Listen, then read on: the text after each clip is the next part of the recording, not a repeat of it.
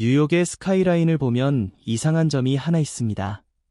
한 도시 안에 갈색 벽돌 주택, 고딕 성당 같은 초고층 빌딩, 번쩍이는 아르데코 왕관, 검은 유리 상자, 그리고 1776피트짜리 새 타워가 한꺼번에 서 있습니다.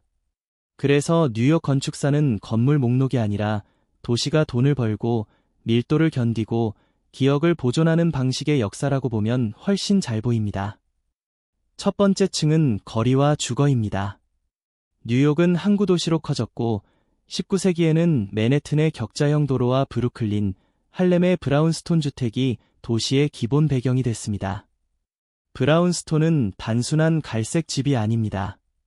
계단식 현관, 좁고 깊은 대지, 반복되는 외벽이 뉴욕식 동네의 리듬을 만들었습니다. 초고층 빌딩이 뉴욕의 얼굴이라면 브라운스톤은 뉴욕의 생활감입니다. 두 번째 층은 철골과 엘리베이터입니다. 땅값이 비싼 맨해튼에서는 이로 올라가는 것이 곧 경제 논리였습니다. 1902년에 완성된 플랫아이언 빌딩은 이 변화를 상징적으로 보여줍니다. 삼각형 대지 위에 철골 구조를 올리니 건물 자체가 도시의 모서리를 광고판처럼 장악했습니다.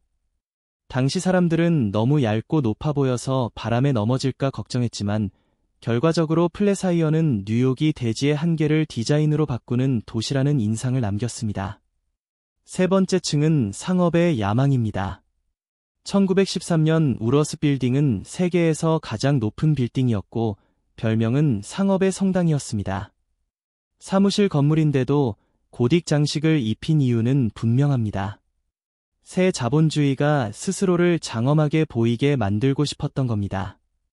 뉴욕의 초고층은 처음부터 효율만의 산물이 아니었습니다. 높이, 장식, 로비, 첨탑은 모두 기업의 신뢰와 부를 보여주는 무대였습니다. 네 번째 층은 1920년대와 30년대의 높이 경쟁입니다.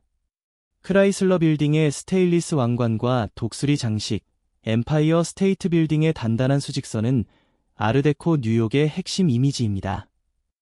두 건물은 대공황 시기에 완성됐다는 점에서 더 흥미롭습니다. 경제는 흔들렸지만 도시는 미래를 향해 올라가는 이미지를 포기하지 않았습니다.